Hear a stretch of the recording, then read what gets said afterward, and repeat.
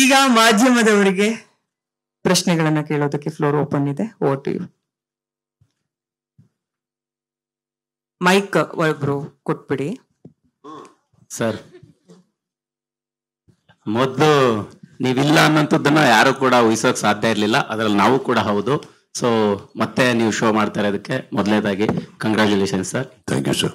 Sir, ಈಗ ಇದ್ರ ನಡುವೆ ಒಂದಿಷ್ಟು ವಿಚಾರಗಳು ಬಂತು. ಸಹಜವಾಗಿ ಏನಂತಂದ್ರೆ, Sudeep sir Big Boss show ನಲ್ಲಿ ಕನ್ನಡಕ್ಕೆ ಇಂಪಾರ್ಟೆನ್ಸ್ ಕೊಡ್ಬೇಕು ಅನ್ನೋ ವಿಚಾರವನ್ನ ಪ್ರಸ್ತಾಪ ಮಾಡಿದ್ದಾರೆ.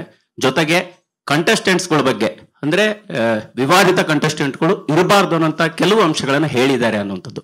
ಈಗ ಸೀಸನ್ 2 ಒಪ್ಕೊಳ್ಳಕ್ಕೆ ಈ ರೀತಿಯ ಕೆಲವು ಕಂಡೀಷನ್ಸ್ ಗಳು ಇದೆಯಾ? ನಿಮ್ಮ ನಿರ್ಧಾರ ಬದಲಾಯಿಸಕ್ಕೆ ಏನ್ ಕಾರಣ ಆಯ್ತು ಅನ್ನುವಂಥದ್ದು ಸರ್? ನಾನು ಇವರು ಪತ್ರಿಕಾಗೋಷ್ಠಿ ಕರೀತಾರಂದಾಗೆ ಏನಂದ್ರೆ ಏನದು ವಿವಾದಿತ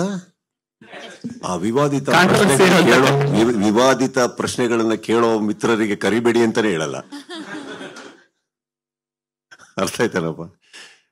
how can Bigg Boss happen without characters of personalities? Tell me. ಎಲ್ಲಾರು ಒಂದೇ ತರ ಥಿಂಕ್ ಮಾಡೋರ್ನ ಬೆಳಿಗ್ಗೆ ಎದ್ರೆ ಬರೀ ತುಂಬಾ ಒಬ್ಬರನ್ನೊಬ್ಬರು ಹೊಗಳ್ಕೊಂಡು ತಬ್ಕೊಂಡು ಮುತ್ಕೊಟ್ಕೊಂಡು ಪ್ರೀತಿಯಿಂದ ಇದ್ದು ಮಾತೆತ್ರ ನಿಮಗೆ ಹಿಂದೆ ದೇವ್ರದ್ದು ಗಂಟೆ ಇದು ಭಜನೆ ಬರೋ ತರ ನಡೆಯತ್ತಾ? ಆಗಲ್ಲ. See, Bigg Boss is not a stage where I can say ವಿವಾದಿತ. Only thing I only request them is have a clarity. That's all. ಯಾಕೆ ಇವ್ರನ್ನ ಕಳಿಸ್ತಾ ಇದ್ದೀರಿ, ಏನಕ್ಕೆ ಕಳಿಸ್ತಾ ಇದ್ದೀರಿ, ಆ ಕ್ಲಾರಿಟಿ ಬೇಕು. ಅದಿಲ್ಲ ಅಂದ್ರೆ ಏನಾಗುತ್ತೆ, ಅನಾವಶ್ಯಕ ಒಂದು ಶೋ ನಡೆಸೋದಕ್ಕೆಗೋಸ್ಕರ ಕೆಲವ್ರನ್ನ ಹಾಕೋದಾಗತ್ತೆ.